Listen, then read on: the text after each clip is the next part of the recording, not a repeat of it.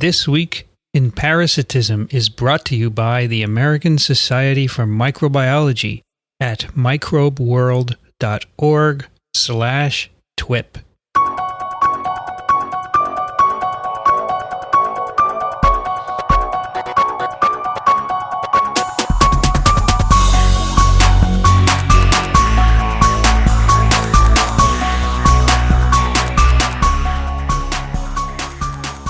This Week in Parasitism, episode number 52, recorded on March 14th, 2013. Hi, everybody. I'm Vincent Racaniello, and with me is Dickson Despommier. Hello, Vincent. How are you doing? Doing great. Black top? Yeah. Black headphones? Yeah. You're all set to go. I'm ready. You been well? Yeah. You're healthy? I think so. Rich? No. Given a choice, I'd much rather be healthy than rich. There are a lot of dead rich people out there. Here's a choice. Would you rather be rich or dead? That's not a choice. I'm trying to make you pick rich. That's the thing. Where did you go this past week or last week? I went to Warwick University. Warwick. University. Right. University in Canterbury.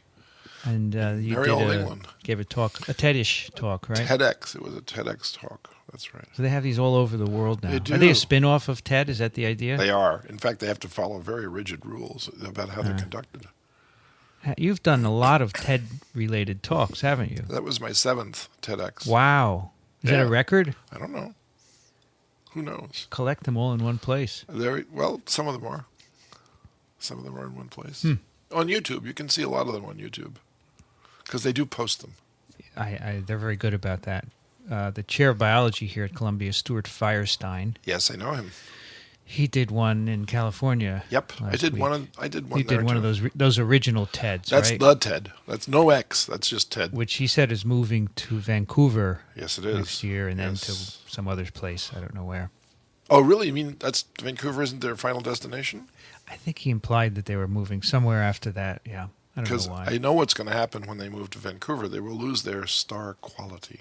Really? Yeah, because the Hollywood set doesn't show up to Vancouver. L.A. is the place if you want stars. You bet. Is that an important component of the whole thing? Well, it was when I was there. I mean, the one in 2009 when I spoke, I met some remarkable people, and not the least of which was Quincy Jones, which I actually got to talk with him. And it's odd that were you able to put words together? Were you starstruck? A little bit.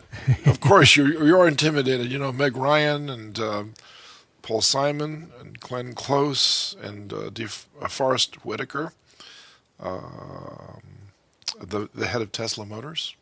Oh, I know him. He wants to build a colony on Mars now. Right.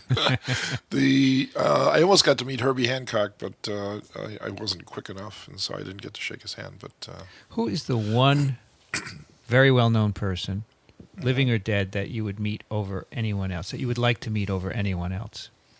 Wow. Just one person? Just one person. You have to pick one. It could be a celebrity, a scientist, a well-known scientist, a writer, anyone of fame. Wow. I mean, it's a toss-up between Abraham Lincoln and Charles Darwin. I would pick either one of those two people to sit down with.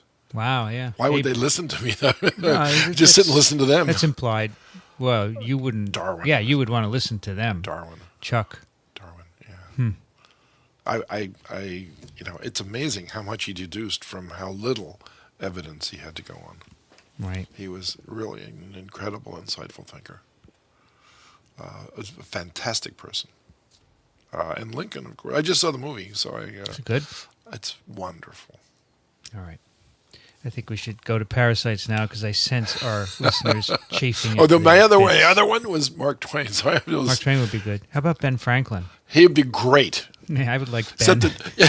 I don't think you could pry him away from all those women that he was involved with. He was? Oh, he was a womanizer from start to finish. You bet he was. Yeah, See, absolutely. When I was, after I graduated college, Yeah. I worked at a small company for a year doing microbiology as a technician. Ah. And there was another guy in there, and he's a very smart man, and he used to tell me, Vince, if I hadn't wasted so much time as a kid, He was implying that he Goofed off. goofed off with women too much. Oh, really? He said, I wasted so much time in bed. All that time I could have been studying and doing experiments. So that was his advice that he gave to me. He said, stay away. So no one gave that to Ben Franklin, I guess. Right. Hey, we should do a radio show. We have a good rapport, don't we? I think we should, Vince. Oh, we are doing that. It's a little bit of like a radio show we're doing now. This should be on the airwaves. Why, it is. It's going out into outer space. It'll go into the next galaxy. It'll go throughout the universe, Vince. Sound waves don't disappear. I did that 5-minute spiel on Studio 360. Yeah, I listened to it on Sunday. You were great, by the way. You listened to it. It was fantastic. Terry Dermott, he said he heard it in his car. I have a neighbor in Scotch Plains where I live, who said he listened to it. The whole world was listening to you. Just the reach of radio is incredible. I don't know. People still get in their car and they turn the radio on. I don't do that anymore. Come on. I'm not sure I have a radio. I play podcasts. On Sunday mornings, my wife and I have a routine which I just absolutely love. I wouldn't give this up for anything. I wake up early, which is my pension anyway. So I wake up early, and I go across the street because we have a big supermarket across the street from where I live, and I pick up the New York Times.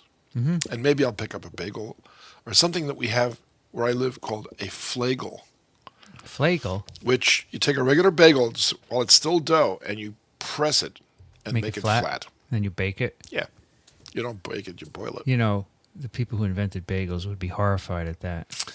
I don't think so. These are good. These are actually pretty good. And then I go back home. Mm-hmm. And then on Sunday mornings, we turn on the radio. You do? We do. And then we listen to we listen to the NPR station in New York City. And I'm blocking. How can I block on the initials of that radio station? But right now I can't think of it. What we should do is live broadcast this as we record, so some people could listen, and then they could be asking questions. How about a 5-minute delay? 5 minutes, yeah. Just allow us to correct some of our biochemical knowledge that we've been screwing up, and that's my fault, not yours. 99% of the material we get right. We do. And I would say that any professor who teaches probably makes mistakes, right? I would say. Right, so we have a few corrections to make as long as it's self-correcting, because you're supposed to trust science. Not scientists. All right. That's correct. Here we are, episode 52. Yes. And now 3 times in a row we have recorded every other week. Congratulations. Vince, I want to do this. You know I do. I know, but I give you hell all the time. You give us heck. You can't say hell on the radio. when I come in the morning and Dickson is sitting at his desk, I just say to him, Dickson, you don't care. Yeah, right. And I say, Vince, you're right. I don't care. And then he's deflated me, so I leave him alone. It just doesn't. That's a good defense. All right, we don't have a guest today, which is we had a guest 2 weeks in a row, did we? We did. We had Anthony James. Yes. Who was before that? And maybe we didn't have a guest. Let me look. Anthony James for mosquitoes, and then we've had a lot of guests though. We've had some really nice people on this show. Anthony James last time. Oh no, then John Boothroyd. Then we didn't have a guest Robert for a while. Quads, it was you and me. Chuck Knersh and Peter Hotez. And then before that, it was John Boothroyd. Yeah. Okay. Today we're going to do another parasite. There are lots left, and now and then Dickson says we have to do this one. So, what are we doing today? What's on the parasitic plate? You need a big one for this one. You need like a major serving dish. This one is called Diactifama Renale. Sorry? Diactifama Renale. Diactifama Renale. Renale. Is that Italian? Renale? It could be. Sounds like kidney. It is. It's the giant kidney worm. It's a worm. So is it a nematode? It is. But it's just bigger than... It's huge. And is this in your textbook? No. No, why not? It's rare. Okay. In people, it's very rare. In fact, there have only been 22 cases of this ever 22 recorded. known cases. Known, that's right. That's the way to put it, because you could have lots of unknown cases of this. And we'll talk about this. Maybe in ancient history it was even more common, but no one diagnosed it. Well, maybe. Diactophyme renale. Diactophyma. Okay. So we're going to talk about the life cycle? Well, actually, we should. I have a slide that you gave me. It's actually from the CDC. It is.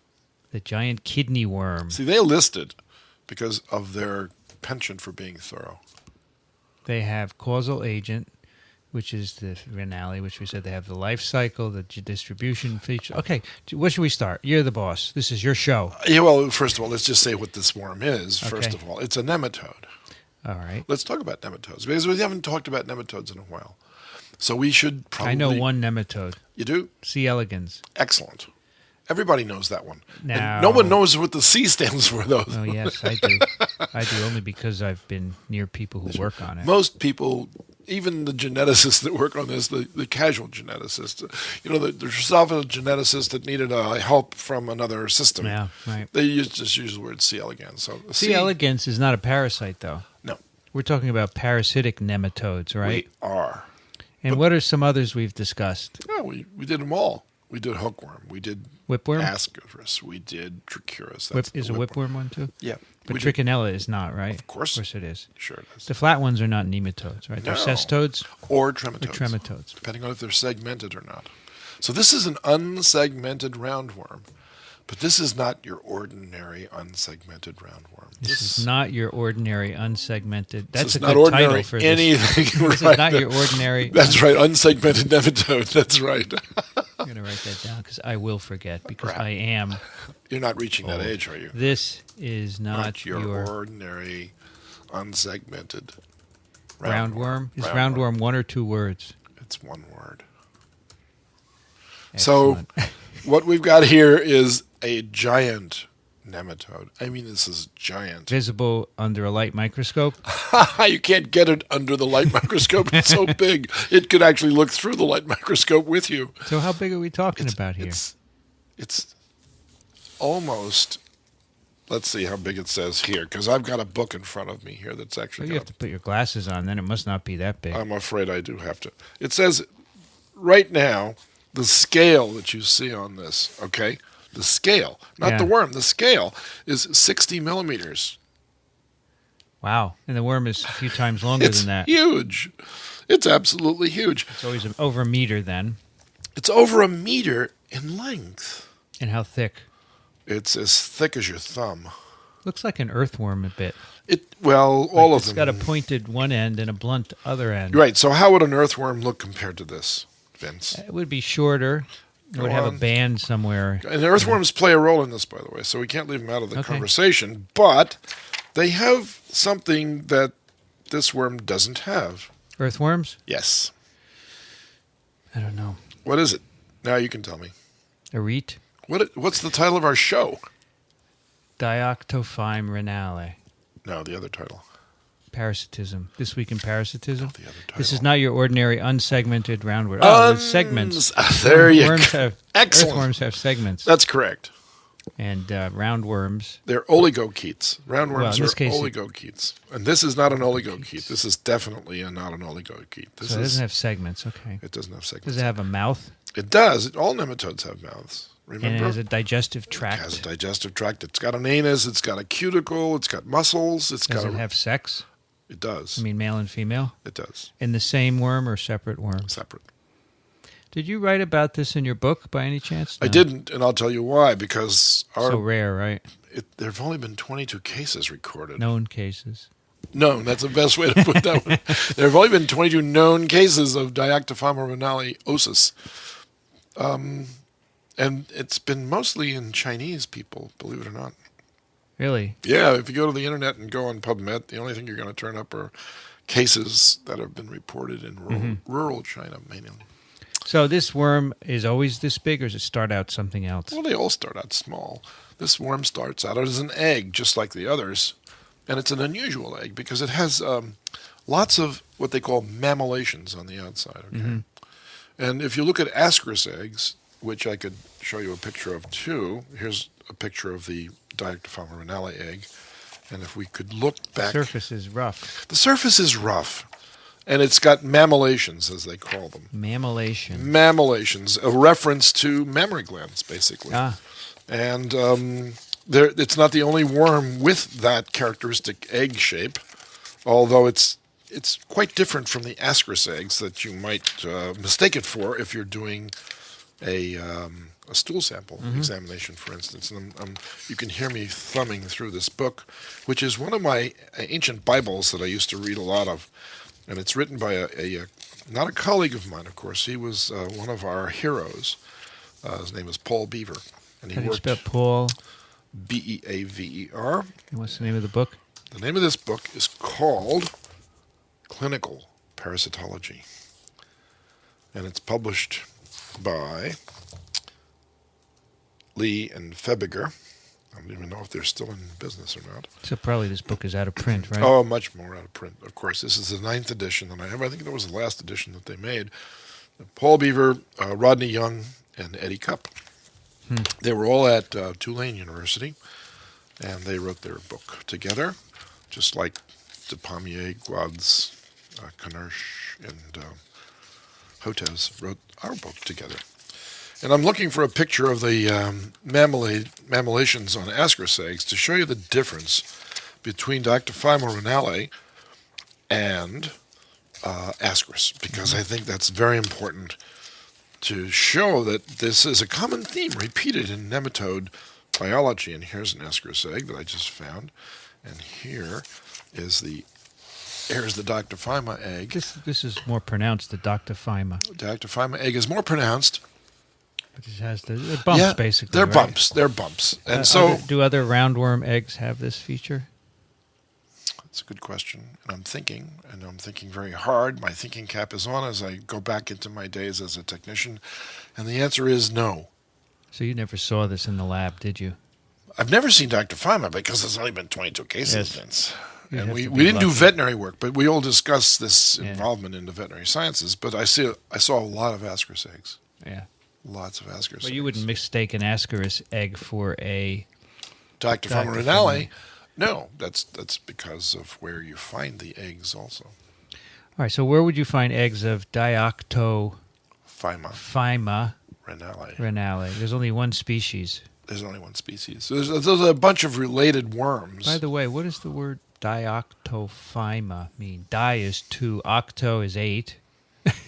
No, it doesn't work like that. No? You'd have to ask an etymologist, a Greek probably etymologist, as to the origins of it. It's description based on probably the adult worm. Okay. But it looks like a standard worm. I'm very sorry that I can't answer. It looks more like a snake, actually. This thing is as large as a garter snake. It's as large as a garter snake. Okay. I've seen garter snakes. It's huge. Where do you find the eggs? In the urine. Of hosts? Of the animal that's infected. What is the reservoir? What should we call it? Not reservoir, but no, definitive host, right? The definitive host. The one that harbors the adult stage that produces offspring. Mm-hmm. And what animal would that be? There are a number of wild animals that can harbor this worm in their kidney. Mm-hmm. Kidney. Notice I said kidney. That's where the worm is? In your kidney. Wow. Not in your kidneys. One kidney. Only one kidney. So this big worm coils up inside the kidney and fits inside It starts out as a little tiny worm and grows up into a large worm. But the life cycle of this parasite is elusive. It's very elusive. I will read you some descriptions of the hosts that are listed as ones that have been found to harbor this parasite. All right? So it says this. I'll just read this because I think it's important to just know what other people knew. And this book was written back in, let's look at the date of publication, which was 1970. Okay, so as of 1970, that's like 23 years. No, that's more than that. That's 43 years ago. 43 years ago. This is what we knew about this worm.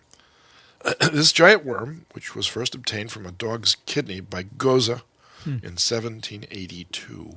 Wow.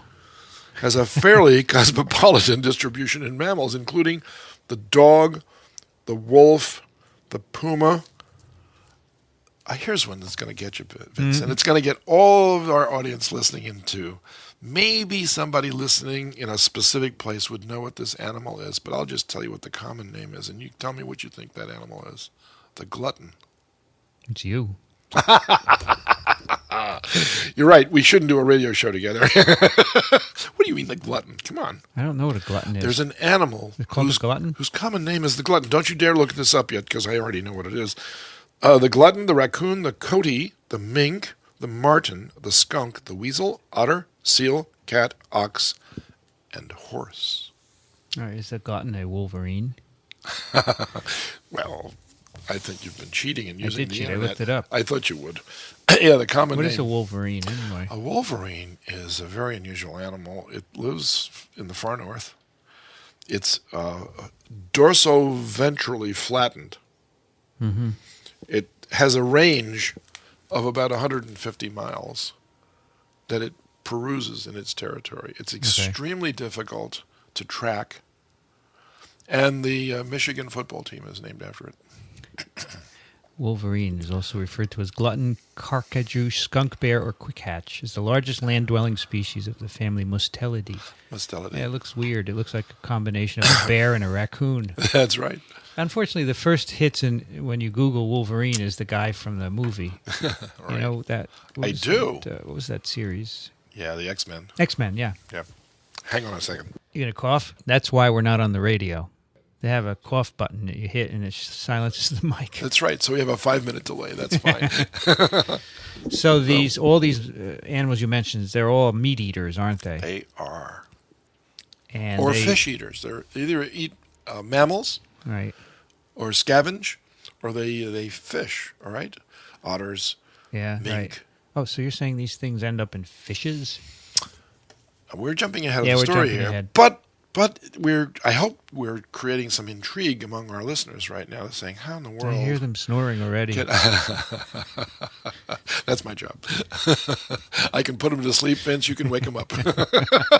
Like an anesthesiologist, and So, yeah, the worm produces eggs. The adult worm, the female, produces eggs, and the eggs go out in the urine into the environment. So the worm that's in these definitive hosts, they produce eggs. They do, after mating, of course.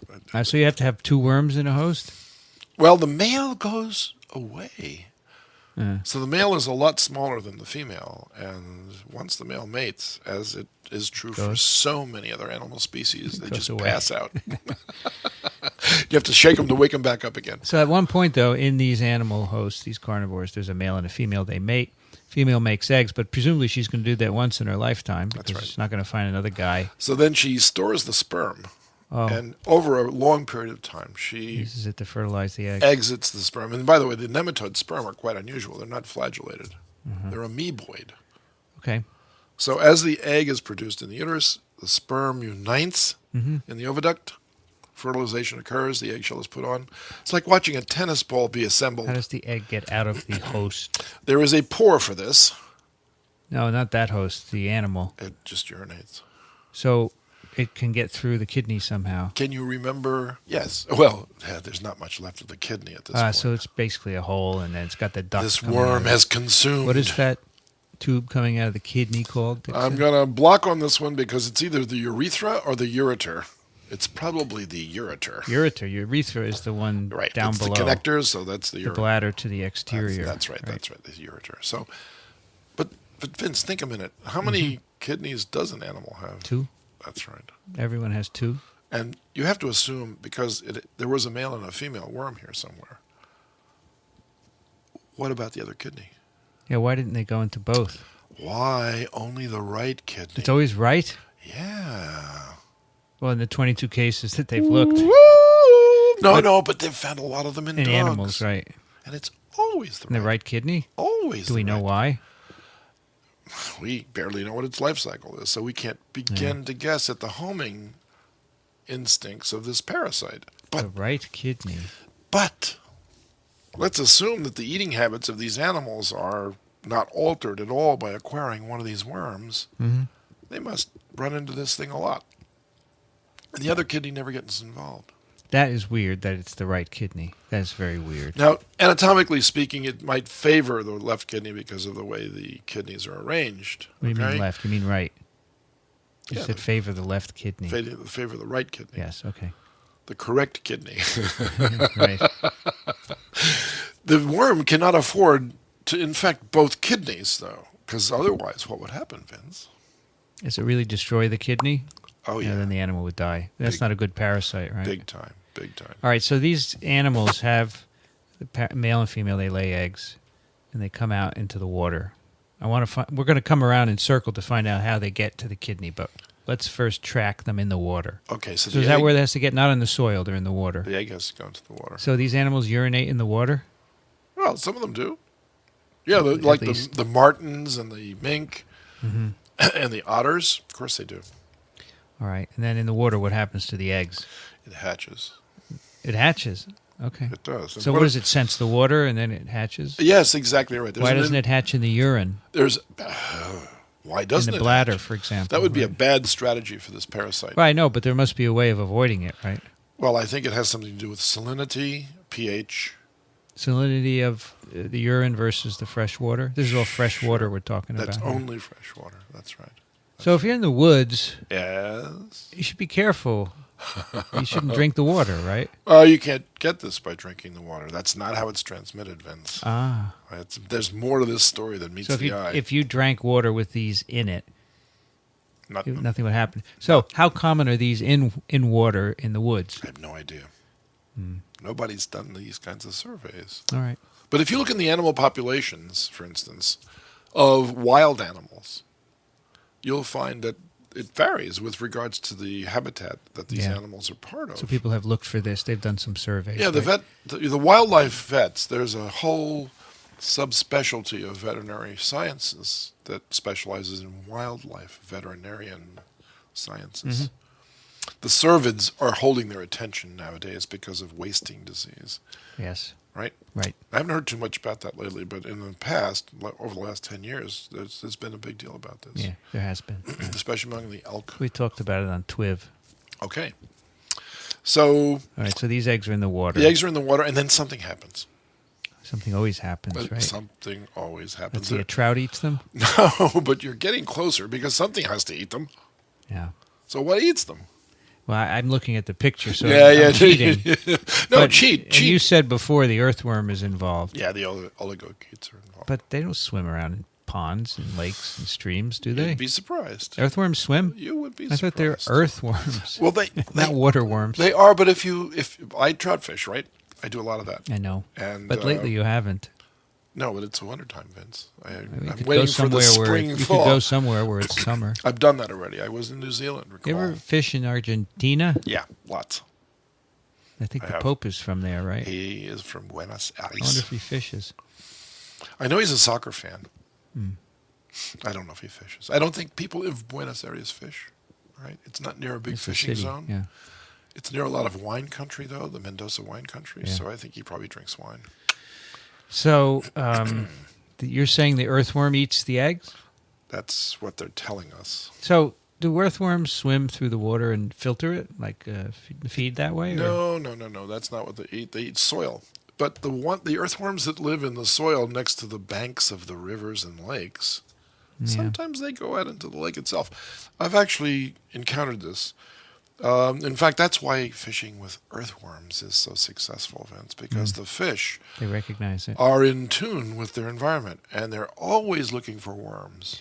When a worm is in the water, an earthworm, is it going to float or sink? Sinks. Doesn't need air?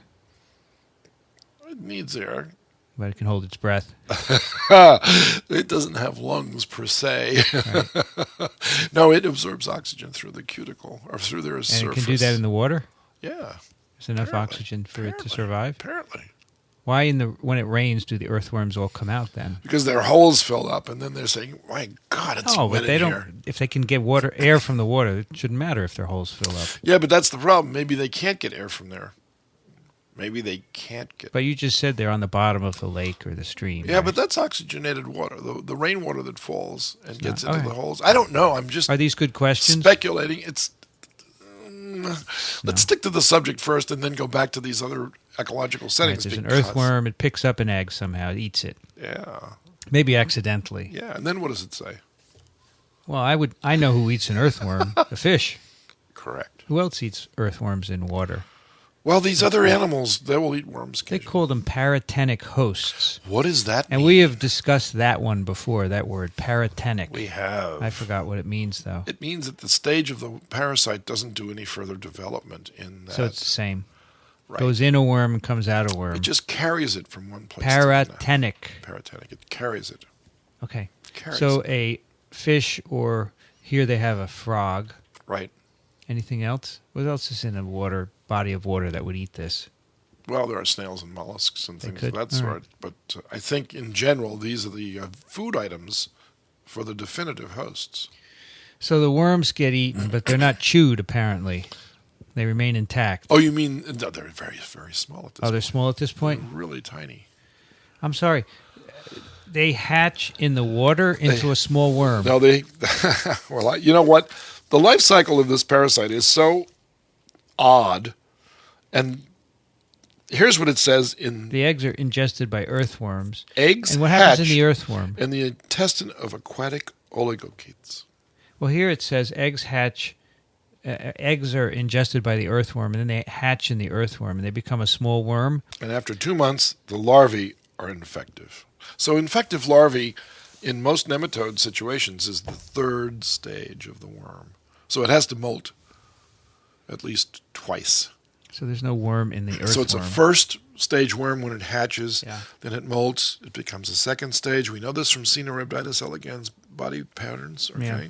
And then it molts again to become a third stage larva, and that's where it stops. Now it's ready to infect its definitive So tell host. me, in the earthworm, what is it looking like? It's a tiny little microscopic third stage nematode. It sits Tiny in the worm in a worm, basically. Yeah, it's a worm in a All worm. right, so then the fish and the frog eat the worm, and they do. chew it and they digest it. Right? And no, they then digest the worm, but they don't digest the worm inside the Inside worm. it comes out, and what does it do in this Peritonic Just host? sits there. Just sits Sits in where? The, sits in the gut tract of that host. It doesn't get expelled? Does not get expelled. It says again. Let's go by the champion of this oddity. It says. Let's see, where did I pick that up? Mink and other mammals can acquire infection directly by ingestion of the infected oligochaete, but more often, the infective larvae are first taken up by tadpoles or frogs or fish, Oh, it can be either way then. which serve as transport or peritonic hosts. How would you figure out this life cycle of such a rare... Well, it's not rare in nature, you see. It's not rare Okay. in nature. It's rare in humans. So these are wildlife biologists They'll study studying this the sort of life thing, cycle of yeah. this sort of thing. Can you get money to do this nowadays? Are you kidding? You can't get money to study human parasites. Yeah. It's tough. It's a tough world. We just got Which the is a word. shame, isn't it? Didn't you just get the word something happened? Just Yeah, my grant was cut 10% because of Ouch. sequestration. ouch. And they're not sequestering carbon. They're sequestering money. Why don't they sequester carbon? They could save a lot of... Oh, well. They're just looking at the wrong hole. They're looking at the hole, not the donut. That's what I think. So here we are. Now we've got a pre-patent period. Pre-patent, So meaning an animal has eaten the fish or the Yeah, and frog then or the worm itself. the worm is going to go in the body somehow, and it's going to find its way to the kidney. We don't understand how that works. Well, let's think about it. When you eat a fish, when a dog eats a fish, it chews it up, goes into the stomach. Dogs don't eat fish. They get bones stuck in their throat. But mink eat fish a lot. Okay. Sharp-toothed critters love fish, like cats, mink, They chew them up. otters. Yeah, They they love swallow it. them whole. No. They take little bites, and they chew up the bones and How everything. about bears? Would they get this too? Bears love fish. Would they get this worm? Yeah, they would. So they chew it up. Some goes in their people do, by the way. Some people also do that. do what? Eat raw fish. Well, that's where you might pick this up, right? Correct. In fact, one woman in China picked it up by eating raw minnows, and the same was true for a man in New Jersey. All right, we'll look at a test case in a minute, but We let's will. finish the life cycle.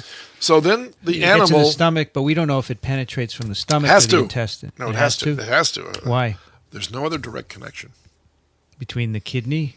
Yes, the kidney is. It's where is the kidney? Oh, wait. Why couldn't you get into the small intestine and get into circulation and then get to the kidney? Yeah, that's probably how it works. Or even the colon, too. But Why it not? doesn't go through the ureters into the urethra. Oh, it doesn't go through the urethra, then the ureters, then into the kidney. It doesn't? Does not No, it do goes it. through the circulation, right? Right. Yeah. So Kidneys have a very nice It's circulation. possible they do have a wonderful. The renal vein and the renal artery are very well developed Filter here. out blood, Yeah. right? And so this worm eventually, just like ascaris larvae, Yeah. when the egg hatches in the small intestine, the larva actually penetrates the small intestine, and then that worm goes Yeah. to the liver. Now, does this worm I also was go just to the gonna ask liver? you. So let's say that the veins or the blood that drains from the small intestine, where does it go first? Does it go to the liver first? Goes to the liver. Why does it do Is that? that called the portal circulation? Yes, and why do you think that works like that? Well, you have nutrients in the intestine, and you want to detoxify them in the liver, right? You don't detoxify the nutrients. Well, no, I'm sorry. Whatever else is in there, yes. No, but your gut tract is loaded with bacteria. But these worms do not get out in the liver. I didn't say that. Oh, they might? We don't know. We just don't know. So we could have big worms in the liver. It doesn't say here, and this man would say if we knew because he was meticulous with his details. And it does not say what happens. It doesn't say because we don't know. What I find really interesting is that it just ends up in the kidney, as far as we know. Only in one kidney. And in one kidney. And in the right kidney, it spares the left kidney. That's well, it could be that if remarkable. It's in both, the animals die and we never find them. Right. The point is that if the parasite did infect both kidneys, of course, with a worm that size, goodbye host. Yes, that's what I'm saying. You wouldn't find these animals to study. That's right. All right. So then it's in this cycle in wild animals. Does it kill them? Apparently not, because you can survive With quite one nicely with kidney. one kidney. How do we know this? So there may be a lot of wild animals out there that have this in one of their kidneys. In fact, the right one. Correct. How do we know this, you ask? How do we know that you can live with one kidney? Well, people give their kidneys to others, Thank you. right? Thank you. And All right. How do people get this? Well, the same way the animal got it. Eating raw fish? Or, yeah, you can eat the worms, too, remember? Who would eat a worm? Don't you know that song, Vincent?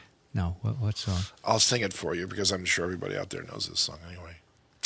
Oh, nobody loves me, everybody hates me. I'm gonna go and eat worms.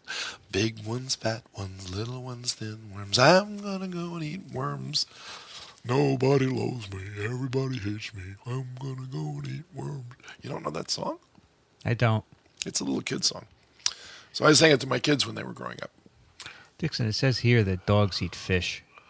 They don't like it. Dogs, no. You know that... some dogs eat. And now I can't deny the fact that some dogs don't eat fish. So is this globally distributed? It is. All right. And... it is. What was the other question that I've already forgotten? I don't know. You know, they've been found in coprolites. What is that, Vince? Fossilized poop. That's right. So it's a pretty old infection. What does that mean? This It's is an from old Neolithic infection. times. No, And they think that the early humans, were near a lake and they ate fish and... It wasn't that got far back, though, was it? Neolithic No, that's times. not very That's far. not so 3000 BC. That's nothing, right? it's nothing. But it probably went back. What's remarkable is that the eggs Before. are still recognizable. That is remarkable. So we've in found the coprolites, yeah. we found ascaris eggs and trichuris eggs, even hookworm eggs, which are apparently very delicate, but they are preserved when the stools are left in just the right position. We talked about coprolites on someone sent us a link to an interesting article that was just published about coprolites of one of the parasites who I can't... Yeah. Dr. D'Alessandro, who was a very good friend of mine and worked with me for many, many years, and some of our listeners may know him, Dr. Philip D'Alessandro, who worked on Trypanosoma lewisii for most of his life, had a wonderful expression about referring to coprolites. It was a note issued to his colleague back in New York City. He had just recently gone to Peru to look at some mummies and found some of these droppings and wrote the following note back to his colleague. Some creep crept into the crypt and crapped. Nice. How would you know if you had this kidney worm in you? I don't think... Because you could function on one kidney, right? Yeah, and I don't Would think you have blood in your urine? You might, but this worm seems to eat everything. I mean, there's just the capsule of the kidney left, and everything else is gone. How would you diagnose So- it if you suspected that you might have Well, you it? can find it. You can find the eggs in the urine. Urine? Yeah, you could find it. And then what would you do? Good question. So then let's say you find these eggs in the urine, and you Yeah. could probably tell the species from the morphology of the egg. Well, right? there are very few eggs that you'll find in urine. We've Any talked others? about the other one. Schistosomes. Schistosoma hematobium.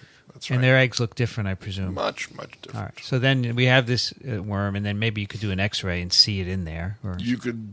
MRI would show the whole worm. and what do? Surgery? Well, yeah, you could excise the kidney. You won't want to treat it with a drug, right? No, of course not. No, you do not. First of all, I think the surgeons would get freaked out by this thing. They would have to call in a psychological manager for their. You want me to do what? Really, I mean, surgeons don't do well under these circumstances because they don't expect these things. All right, they don't see them that often. So, and parasitologists don't either. So, if I were the advisor to this case, all right, let's say you had a case of this, I would say, here's what you do. You expose the kidneys, and it's obvious which one is infected because one is much bigger than the other. Yeah. But you already knew that anyway from the MRI. And you would tie off the kidney, tie the whole thing, and just cut it and take the whole kidney out. Now, we used to have on demonstration for the medical students, believe it or not, in the old days, we had a dog's kidney with a kidney worm wrapped up inside. We had another long glass tube with a cork at both ends, and a kidney worm actually coiled. It wasn't coiled, but it was sort of spiraling down because this big giant worm has to coil up in order to fit inside the kidney. So Dr. Harold Brown, who was my mentor back when I was growing up as a parasitologist, I don't think he taught this in class, but he thought it was such a wonderful oddity that he could show, here's the complete spectrum of parasitism. Here's something that could possibly end up in your kidney. And there's a movie on YouTube showing them taking this worm out of a dog kidney. We'll have to put a link to that. Oh, we have to put that up. Absolutely. There is an article here saying that in one case they tried ivermectin. That's not a good idea. No. What? Come on, you have to surgically take this thing out. Now, what if you killed it? Then it would just sit there and rot? Yeah, I think that's a bad idea. No, you take the whole thing out.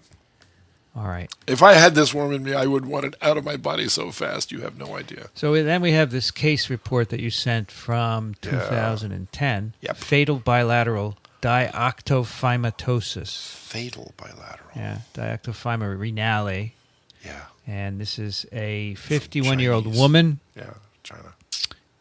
The clinical signs and diagnostic findings are unspecific until giant worms were observed in the urine, and histological findings confirmed it was D. Renale. What is this giant worms in the urine? No, that just meant that they've found the eggs. Must be. You don't find the worms. No, that's right. This must be translated from the Chinese. She refused treatment and died of bilateral renal function. But if you have a worm in both kidneys, how could you treat her? I guess you could try to surgically remove one of them and hope that the kidney in that take case... the worm itself out and maybe the kidney would heal. Maybe. Or if you have to take both out, then she's on How dialysis about the rest of her life, right? Kidney transplant. This would be a great excuse for a kidney transplant, wouldn't it?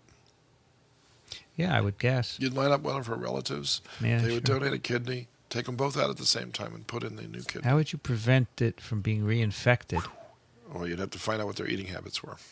Anyway, this is the Journal of Parasitology, which I can't get because we don't have a subscription here. Correct. And I used to get it, but I don't Here anymore. we are at an academic institution. Yeah, we can't read the literature. Not the full-blown literature, at least. Interesting, Dickson. Yep. So this worm raises more questions than it answers, as all scientific entities should. And the biggest question is, what happens to the worm after you eat it? What happens? Yes. And we have the same question that came up for another worm similar to this in terms of its length, but not its width. Can you remember which one that was? It's long, but not as thick. And it locates in the subcutaneous tissues of the lower extremities. It makes your legs In fact, balloon up. just- Elephantiasis, Wucheria bancrofti. No. No. It's the one that the caduceus. Oh, yes, that's Dracunculus. Wow, Vince, you get A+. No, I just read the chapter. No, you get A+. with You get A+. You get A+. Dracunculus. Right. So someday soon, because the book is now in its production stage. Oh, your maybe storybook. Yeah, you said that some of our listeners enjoy my storytelling. So yeah, they do. I've got 2 stories in my book that I could read. That would be great. An excerpt from the book. Yeah, sure. Now that we know there will be one, unless there's a paper strike or something. You read the Diphyllobothria story, remember? Sparganosus. Yeah, that's one of these stories. It's one of these stories is that one. Lian Fu and his family. Yeah, I think you had written it a long time ago. I had, but I improved. Maybe as hopefully improved it. Example chapter for the publisher, and then yes, that's right. We read it. Correct. And people liked it very much. I hope they did. But, it's always boring when you listen to somebody just read something. But Aren't we reading right now? No, I'm not reading right now, Vince. The giant kidney worm. I am not reading. I don't have the advantage of having my computer. It's You in should the next bring it. It's in the next room. I know, but it's too big. You should bring an iPad. No, I have an iPad in the next room. You do? I have an iPad. And you didn't bring it in? No. All right.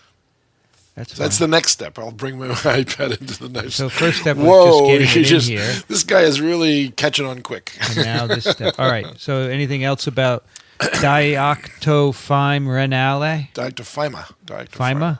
Diactifama. I'm going to try to find out what the word means. That would be good. Okay. Number 2, it's not a serious medical problem because it is if you have it, of course, but it's so rare. It's more rare, by the way, or rarer, depending on how you say that, than Echinococcus Multilocularis, which is pretty rare. Did we talk about that one? I read that chapter to you yesterday also. Yeah, right. It's just, in people, their liver just gets transected by membranes. There's not even anything recognizable about it in terms of parasite. It's membranes. You're infected with membranes. It's like a stem cell disease. That's what it is. Echinococcus multilocularis is a stem cell disease, but not your stem cells, theirs. All right, let me ask you one last question about this. Only? Now you can ask as many as you'd like. How much time do you got? Yes? Hang on. It just came and went. This is terrible. So I'm thinking about this worm and you're passing eggs. Yeah. So as long as you have this worm, you're fine, except you have reduced kidney function. You don't feel anything. You can't feel the eggs in your urine. You actually don't have reduced kidney function. You can the other one takes everything. care of it. Yeah. Darn, what was the question? Oh, here we go. Edit. It was a good question, too. I'm sure it was a magnificent question. I had a great answer for you as well, but I'm not going to tell you what it was. Let me think about this worm again. Oh, should you not randomly eat raw fish from streams and ponds? That's it. Okay. Let's talk about sushi. You should cook it, right? Would cooking kill the eggs? Sure. Yeah. No, it wouldn't kill. You don't have to worry about killing the eggs. That's not what you're eating. And the little worm is in the fish, right? You're eating the third stage kill larva. it. So, should you not eat raw fish from streams and forest sources of water? No. You should not, because what's another parasite that you can catch like that? The fish tapeworm. Right.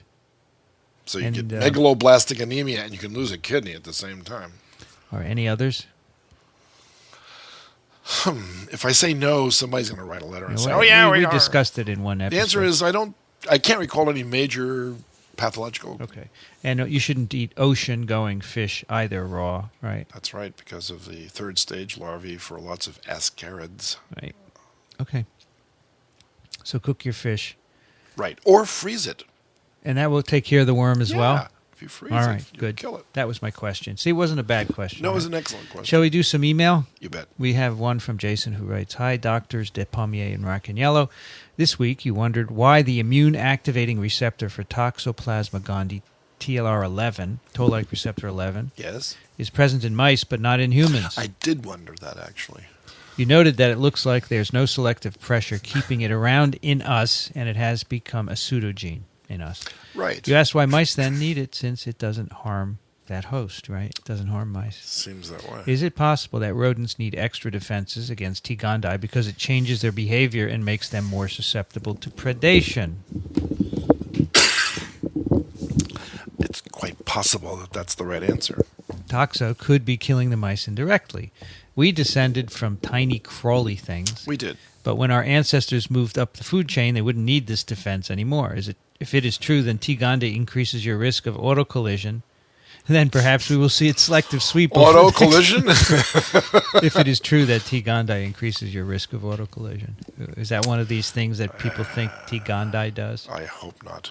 No, because John Boothroyd He said no. He didn't believe any of it. Dispelled all that mythology. Well, I think Jason is just saying this in jest. But there would be a sweep, right? Tongue in cheek. Yeah. Now, that's a good idea in the mice, because it does change mouse behavior, right? But no, it doesn't change their behavior. It does not change their behavior. Remember what it did. it knocks out their smell. Okay. And then they can't smell the cat. I know everyone say it changes. No, they can't smell the cats. Yeah, I understand. But So can't they see them? Yeah, but you might not be looking. And then it's too late. Okay. Correct. Kim writes, I just finished listening to TWiP 50 and got sad when you guys were partly demoralized to continue the series. We were just kidding. No, I don't know if we were kidding. I was kidding. Okay. I would like to suggest you merge TWiP and TWiM to make the burden of making these podcasts a little less exhausting.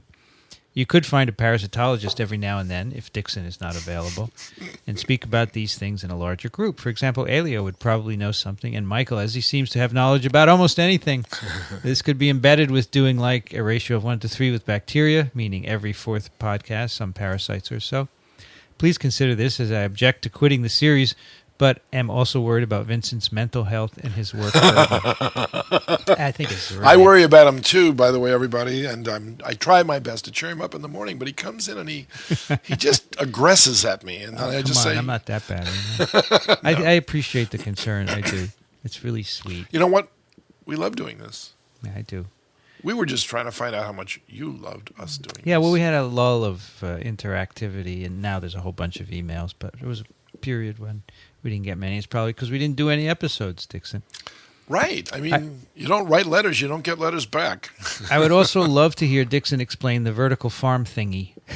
Vertical farm thingy? I love it. Oh, I could do that. The name is pretty obvious what it is, but a little more in depth. The book is on my list of books to buy, but I still have a few to read before buying new ones, so I would like a little preview. Thank you for the great podcasts. Kim is a biomedical undergraduate from Stockholm.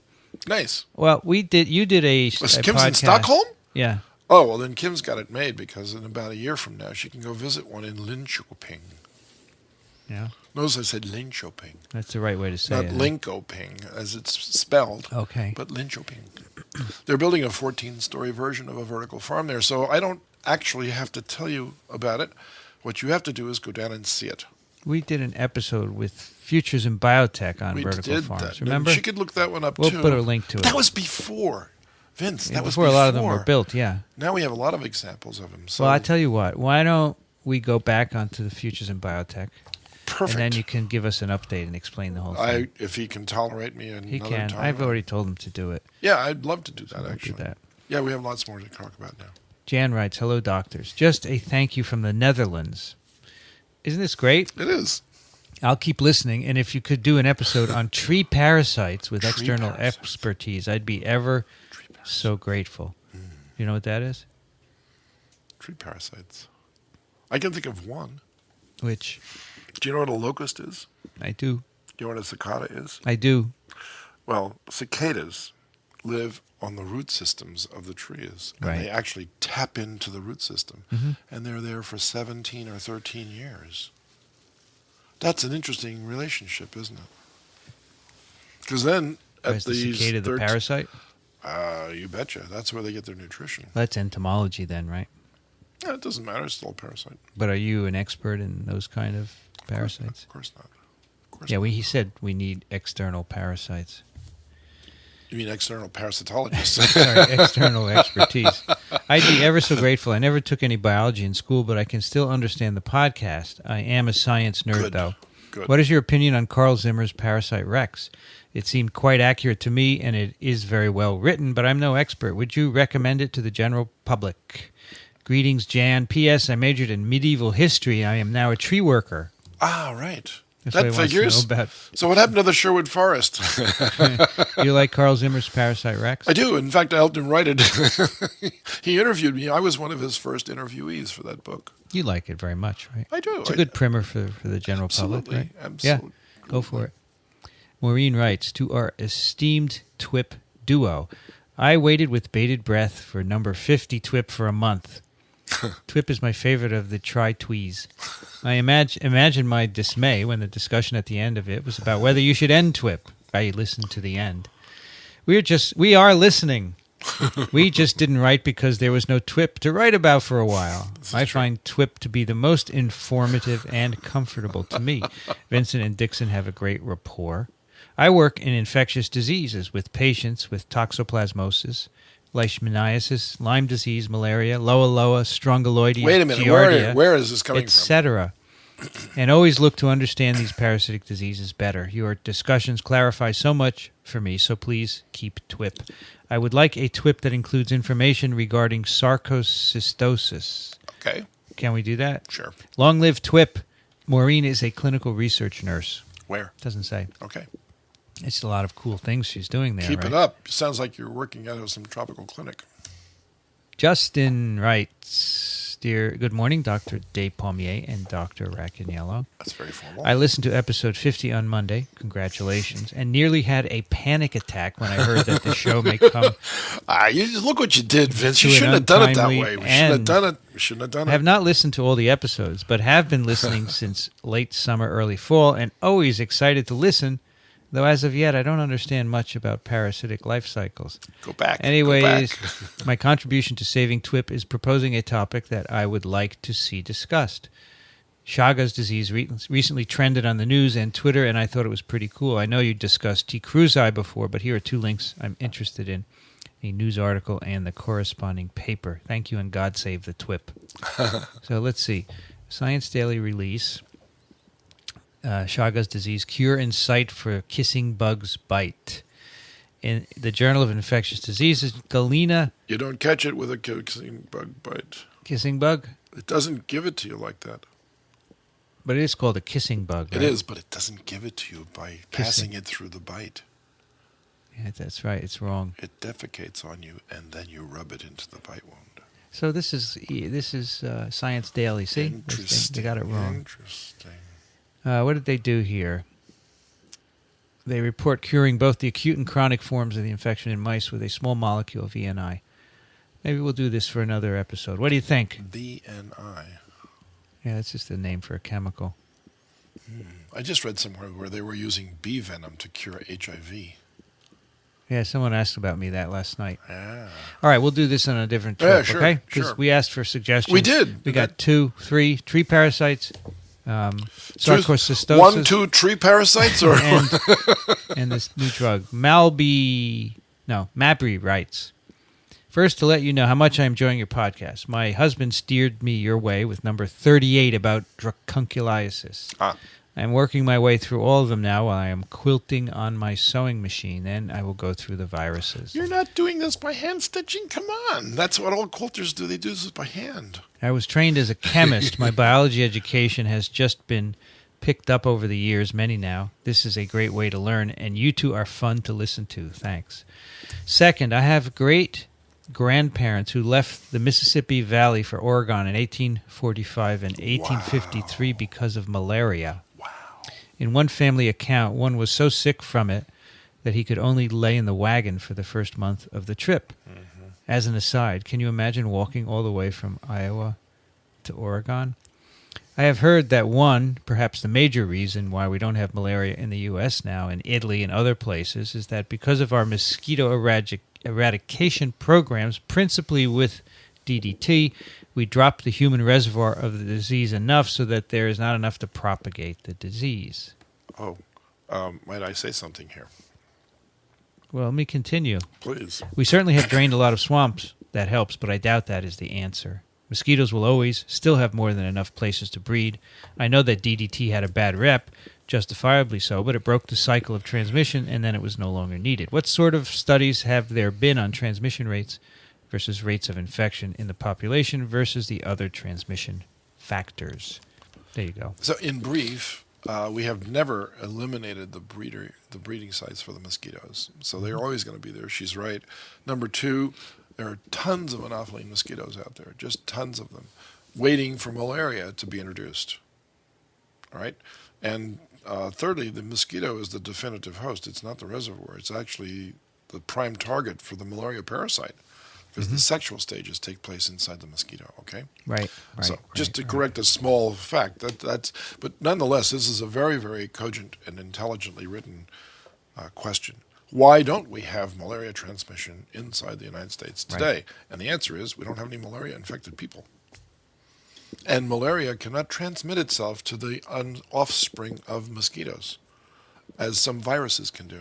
Right. So right. as a result, there's no vertical. That's called vertical transmission. Right. So there's horizontal transmission. Mosquitoes have to pick it up from an infected person. They do. And so we do a good job. I mean, anytime anybody comes back from a country that's got malaria and they get sick, they go right to a hospital. Right. And then they get treated. So there's no way for them to give it to the mosquitoes. However, there have been some major outbreaks in the United States as a result of endogenous, autochthonous as it's called, transmission from migrant workers from Mexico into Southern California. And the reason why that exists there is because they're infected mostly with Plasmodium vivax. Plasmodium vivax has a long liver stage. The hypnozoite can last in the liver for up to 5 years. So these people might think they're cured, and they'll come back the next summer, and they'll have a relapse of their malaria in California, and they will give it to the surrounding mosquitoes that then give it to the ordinary people that are living around that are not migrant workers. I didn't mean to say they were extraordinary people, but they just aren't migrant workers. And so you've had outbreaks of malaria in San Diego. How recently? You'd have to go back through the literature. I think maybe 5 or 10 years ago there was a big epidemic. And then there was another outbreak on Long Island when the veterans were returning from Vietnam with latent malaria as well. They actually passed it on to mosquitoes, and then they gave it to a Boy Scout camp, and the kids came home and caught malaria. So it's been reintroduced many times in the United States, but every time it has, of course, you'll snuff it out by chemotherapy. Of course, you're going to say, but aren't those all drug-resistant forms now? And the answer is not so much so that you can't finally get rid of it. So that's the story. I mean, it's a complicated program because people do take trips to malaria areas, and they take antimalarials, but the antimalarials do not prevent infection. And so therefore you could come back with it. Right. And as the result, you could potentially transmit it to mosquitoes. But remember, most of the time in the United States, we're not in a time frame that would allow for a lot of mosquitoes to be around. It's only the summer, right? Someone once said the best cure for tropical diseases is winter. Yeah, that'll do it. Okay. But that's a great, thoughtful question. Okay. Just a couple more here, okay, Dickson? Absolutely. Trudy writes, I love this podcast. I learned so much from you two. Just listening to number 50, we'll be thinking of what other topics or papers might make an interesting episode. I was very excited to see that there was a new episode. I am subscribed via the iPhone and iPad podcast app. Nice. All the best from a fan in Naples, Florida, Trudy. Okay, Trudy. Rufus writes, yes, I'm still listening. Fine episode. I think I now know a bit about what compliment is. Right. Rufus is from Oregon. See, we get people all over the world. Do you see this, Dickson? I do. This is why you should care. What are you talking about? I care a great deal. Baiting you. Nick writes, what is your guy's favorite parasites and why? Well, what's your favorite? Trichinella. Yeah, Trichinella. And mine is poliovirus. That's right. That's because, and the reason is we worked our entire careers on them. We did. Because we found them fascinating. Correct. Right? Yeah. Now, in my case, I did a postdoc in a lab that worked on polio. So I was sort of automatically shunted into it. But it turned out to be so interesting that I continued. And to this day, I still do work on polio. You almost lost your organism to the complete eradication. Well, it will be at some point, won't it? We hope so. Not many cases. No. Very few cases globally. Trichinella still is small. And why did you pick Trichinella? Because when I was a student here going for my master's degree in medical parasitology, Dr. Alan Urinsky, who had just finished his master's degree at North Carolina School of Public Health with John Larsh, pardon me, came to the diagnostic laboratories to aid in the diagnosis of parasites and ran a course called Techniques in Parasitology. And one of the parasites that he allowed the students to handle in the laboratory from start to finish, that is to complete a life cycle, was Trichinella. And he waxed poetic about it because his mentor, of course, worked on Trichinella, and he worked on the immunity to Trichinella in mice. And I thought that was a fascinating problem. Okay. So I took it with me to Notre Dame when I went for my PhD, and I worked in germ-free animals, thinking, here's an animal that has no immune experience with anything in the outside world, and so if you give them Trichinella, the only thing they'll have responded to is the Trichinella antigens, and you can measure the entire spectrum of immune responses. And I found out, of course, they were differentially susceptible to Trichinella. Yeah. Right, because they need microbes. Everybody needs microbes. Even Trichinella needs microbes. Although they do not have gut microbes of their own, they need our gut microbes to complete their life cycle, which is, I think, an amazing finding. So you still find Trichinella your favorite, right? I love it because of the things that it does to the host. It alters the pattern of muscle gene expression. It alters, it even induces a blood supply for itself around its nurse cell that the host does all the work. Right. The host does all the heavy lifting, and all the parasite says, get me my chocolates, my slippers, I want the television on, and I want to watch that show. Trichinella is the ultimate control freak. Okay. And I like polio because... Yes, why? It gets into the CNS, the central nervous system, and we don't understand why it replicates there. It seems to be an accident, and we don't understand why. Plus, we have a great vaccine, 2 great vaccines, and we'd like to know how exactly they work. We have ideas, but we don't know. There are lots of great questions. There are. One more from Neil, who writes, Dear Vincent and Dickson, I am not too proud to beg. Don't stop TWiPing. I am a recent devotee to all things Twix. Love it. You have made my commute much more productive, like a journal club while I am behind the wheel. Cool. I just listened to TWiP 50. My colleagues work on factor H and Neisseria. Yes. May be good for a TWiM.